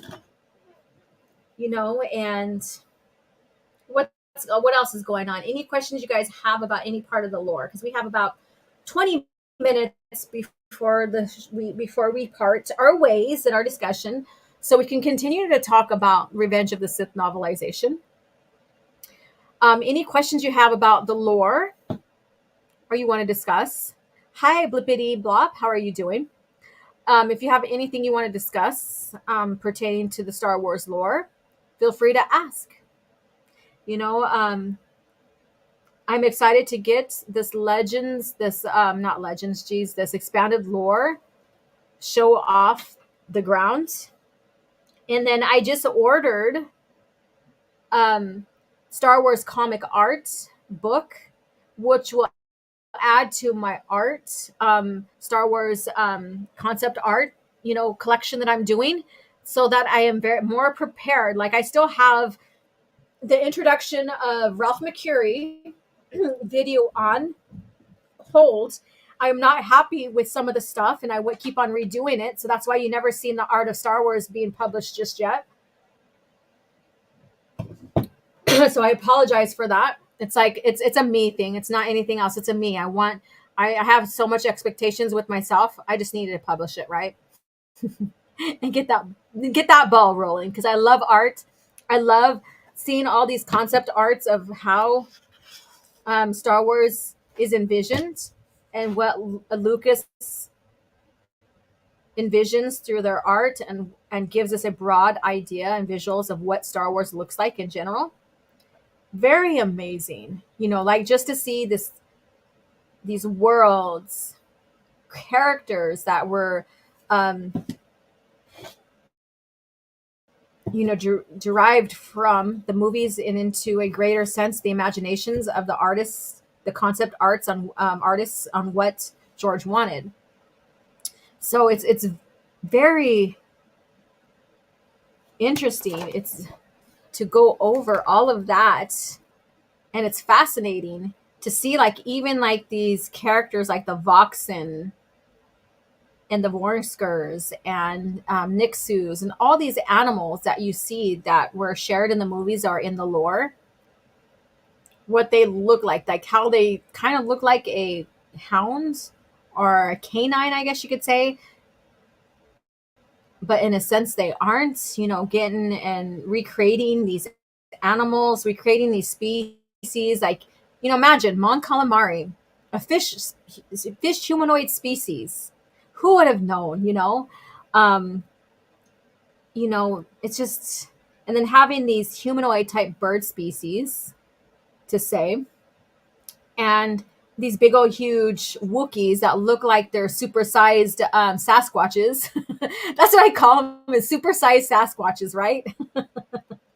And then in the Star Wars galaxy, humans are a race. There's no sub races. Humans are just the race. Just like in Lord of the Rings, man is the race. There's no subspecies. There's just man, the race of man. I thought that was very interesting. And then you have like insect species that are like, I wouldn't say humanoid, but you know, they're sentient, I guess you could say, like the Kilix and stuff like that. Very, very interesting indeed. Let's see here. Artists are their own worst critics. That's it. That's exactly it. Like I still have a couple of projects I have to finish painting. I still have to fully develop my Boba Fett one because I do have his figure up, but I don't know how I want to position Slave One. So I wouldn't say having a hard time. I'm how I want to position Slave One and stuff is where I'm having the difficulty, I guess you could say. He would have figured the Emperor would have killed him anyways if the Emperor found Padme. He would have had the next generation of Jedi as well. Yep. So Ralph is amongst my favorite and the most inspiring artists. Yeah, he was amazing. Like even the artists that came in like after him in Lucasfilm, you know, basically were inspired by him as well. And believe me, they have their own contributions and stuff like that. I'm not trying to downplay them and stuff, but just paying homage to Ralph. Yes, he inspired a lot of artists within even the fantasy sci-fi faction. Sorry, I guess I was a bit behind. No, you're good. You are good. Jag, what's up? Another channel member. Nexus are just like jungle cats crossed with spiders. Yeah, I guess you could say that. And then they have like little porcupine-ish kind of quills on their back or something like that, I think. Let's see here. Bloopy Blop says, I love how Lucas based Chewbacca on his own dog. Yeah, that's true. He did. I just call him like large or extra size Wookiees. There was a comic here where Han and Chewie crash on Earth. Yes, that's one of those what if ones. That was pretty fun to read. And yeah, and this Sasquatch who was a Chewie. Yep, that was pretty fun to read. So that comic book will be in tomorrow. Is today the 11th or is today the 12th? Let me see. Okay, yeah. So it'll be in tomorrow.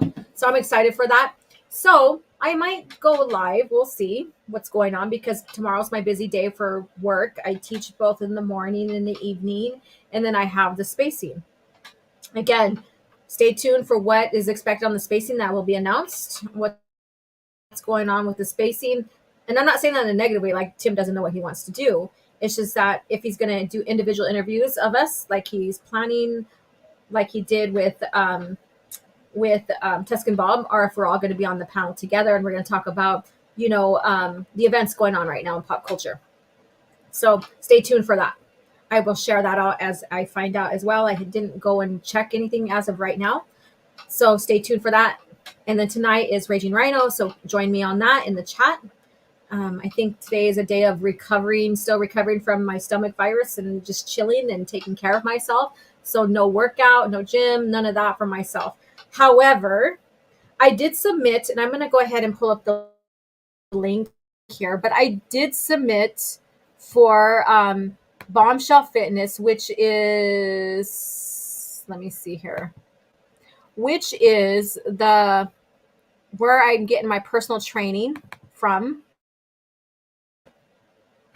And every year, at the end of the year or the beginning of the year, they have Transformation of the Year, which is called TOY.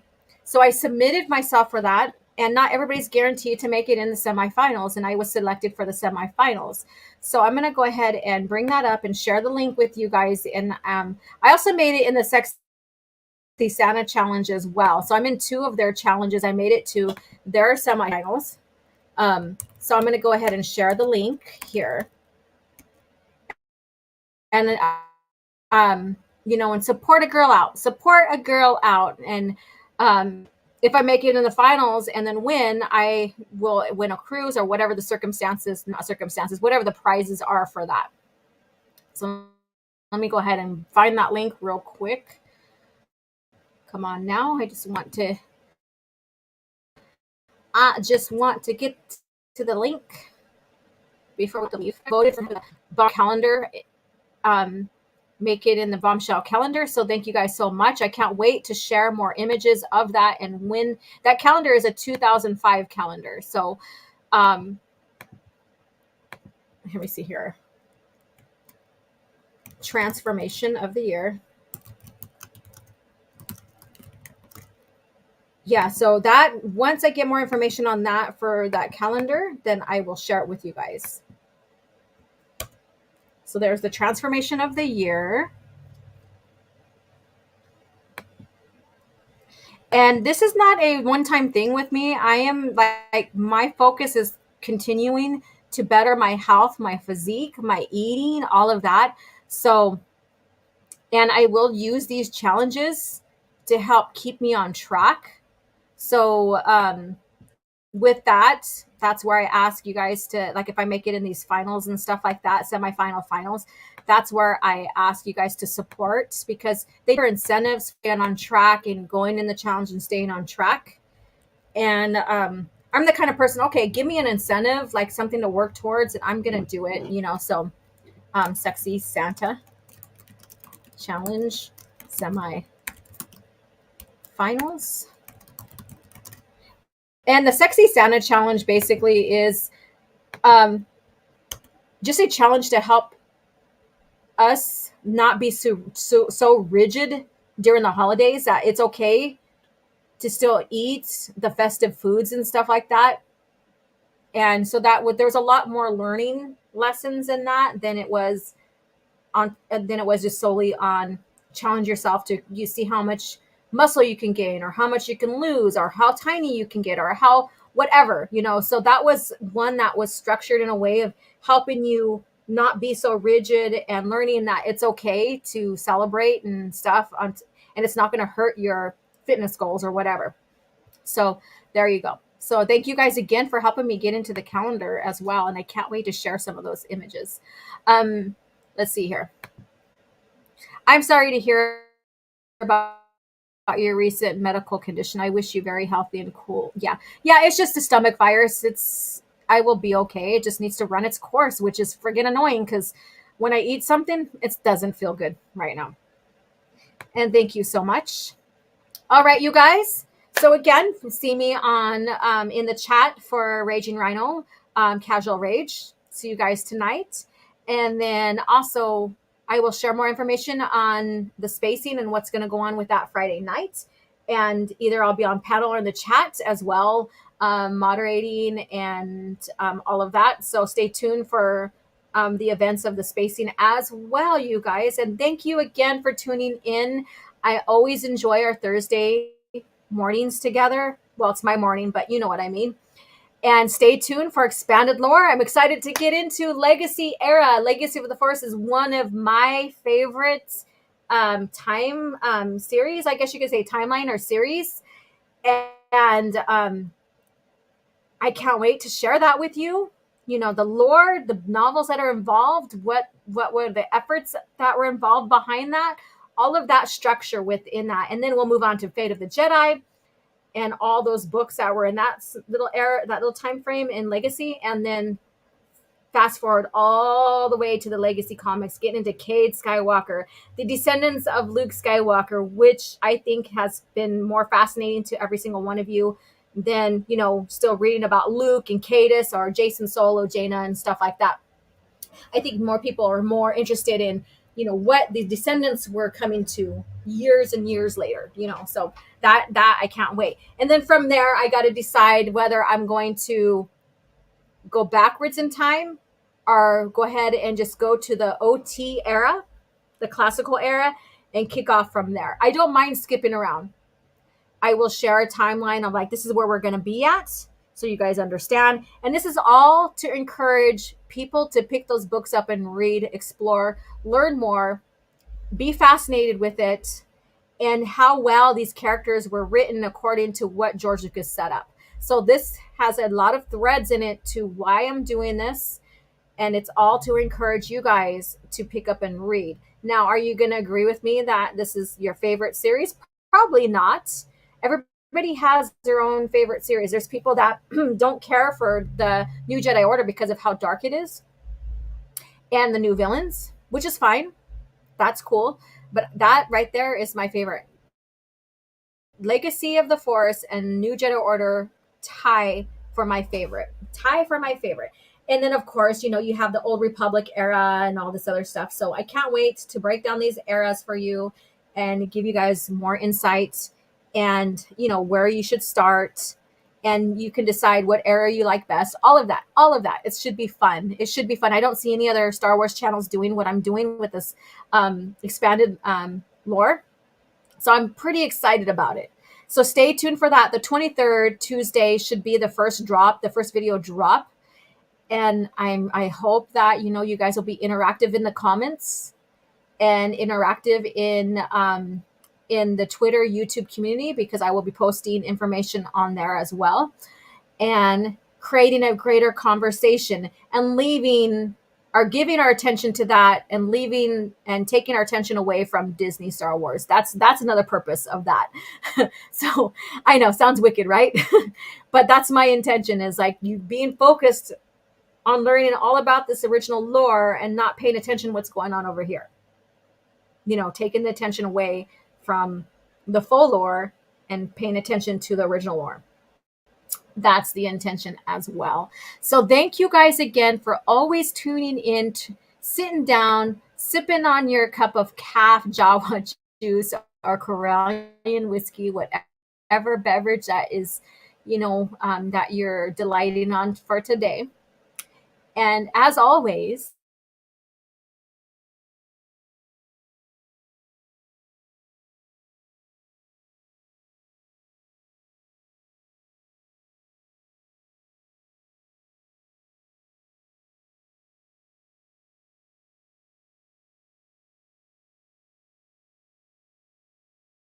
guys, again, have a great day, and may the Force be with you, as always. I have fought the worst of all wars and witnessed the redemption of evil. I have seen balance restored to the Force. But order can turn to chaos, as it did when I was born. Now, with my loved ones and my loyal allies, I face a new challenge unlike any before. And I'm not sure at this time we can win. Star Wars Vector Prime by R.A. Salvatore, the first novel of the new Jedi Order. I can always point to two female characters that made a huge impression on me. One would be Leia, the other would be the character of Eowyn from Tolkien's Lord of the Rings. I won't go into that, it's not my franchise, but Lynn will appreciate that I don't. But the idea that Eowyn slew the Witch King, slayed him, blew my mind as a kid. I had to go back and read that chapter several times in a row right there.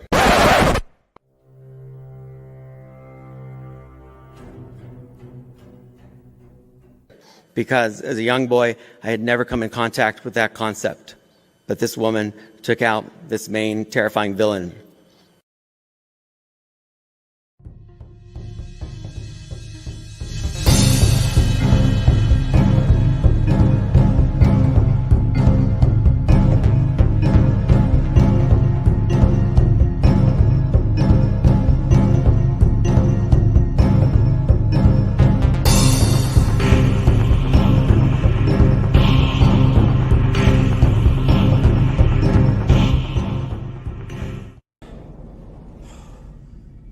Another happy landing.